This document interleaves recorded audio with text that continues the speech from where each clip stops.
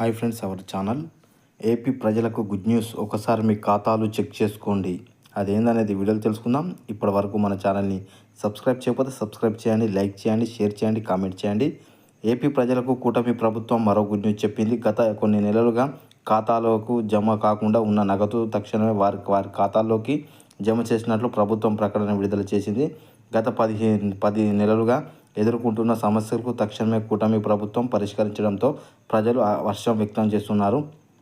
సాధారణంగా దివ్యాంగులు, చిన్నారులకు, మానసిక వైఫల్యం బాధిత పిల్లలకు ప్రత్యేక శిక్షణ ఇచ్చేందుకు భవిత కేంద్రాలను గతంలో ఏర్పాటు చేశారు. అయితే ఈ భవిత కేంద్రాలకు ముఖ్య లక్ష్యం దివ్యాంగుల, చిన్నారులు మానసిక వైఫల్యం కల్పించడంతో పాటు వారికి ప్రత్యేక శిక్షణ అందించడమే. ఈ కేంద్రాలు దివ్యాంగుల, చిన్నారులకు వరంగా ఉన్నాయని చెప్పుకోవచ్చు.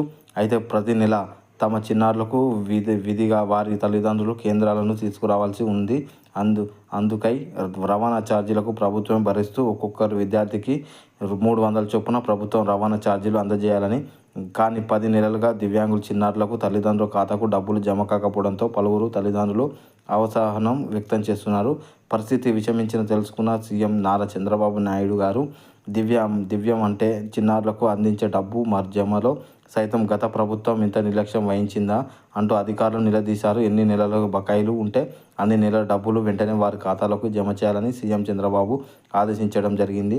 దీంతో 10 నెలలుగా బకాయిలు పడ్డ రవాణా ఛార్జీలు నగదు ఒక్కొక్కరికి 3,000 చొప్పున ప్రభుత్వం జమ చేసింది. తమ కష్టాన్ని అర్థం చేసుకున్న ప్రభుత్వం నగదు ఖాతాలకు జమ చేయడంపై దివ్యాంగ తల్లిదండ్రులు ప్రభుత్వానికి అభినందనలు తెలిపారు. మరి మీ ఖాతాలో ఒకసారి చెక్ చేసుకోండి, నగదు జమ అయిందో లేదో సరిచూసుకోండి. ఇప్పటి వరకు మన ఛానల్ని సబ్స్క్రైబ్ చేయకపోతే సబ్స్క్రైబ్ చేయండి, లైక్ చేయండి, షేర్ చేయండి. మీ అభిప్రాయాన్ని కామెంట్ రూపంలో మాకు తెలియచేయండి.